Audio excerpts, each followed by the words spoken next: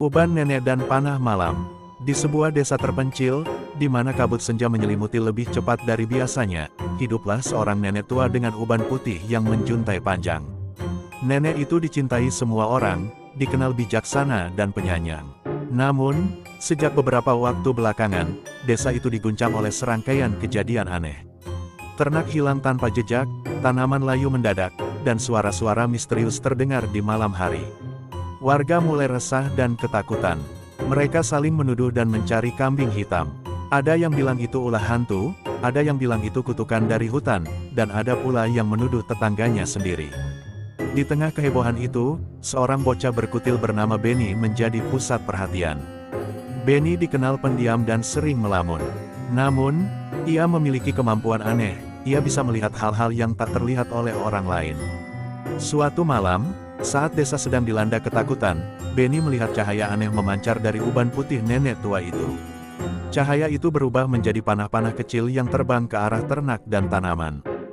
Benny ketakutan, namun ia tahu harus berbuat sesuatu.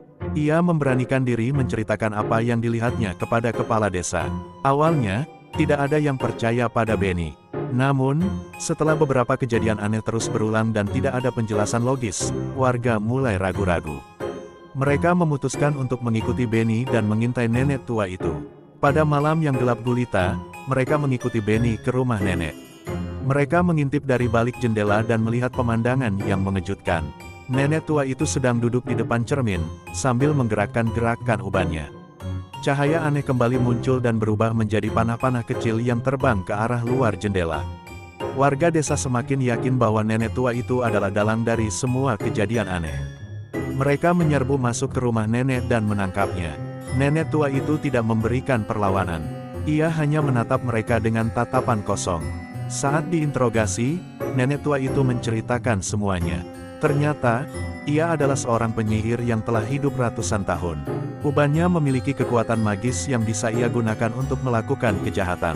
Ia mengaku bahwa ia merasa kesepian dan ingin membuat semua orang merasakan penderitaan yang sama seperti yang ia rasakan.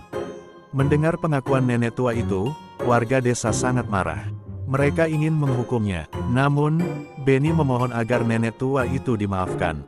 Benny mengatakan bahwa nenek tua itu sebenarnya hanyalah seorang yang kesepian dan membutuhkan kasih sayang.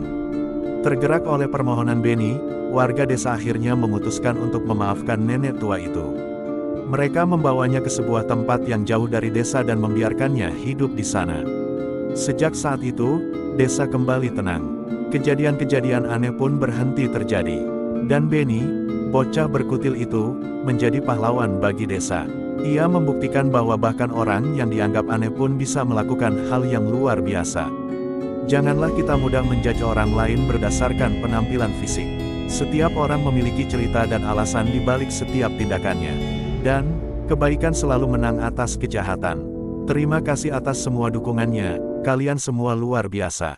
Tulis judul cerita yang kalian inginkan di kolom komentar seputar horor, misteri dan komedi horor. Kali aja tema yang kalian angkat akan menjadi bahan cerita selanjutnya.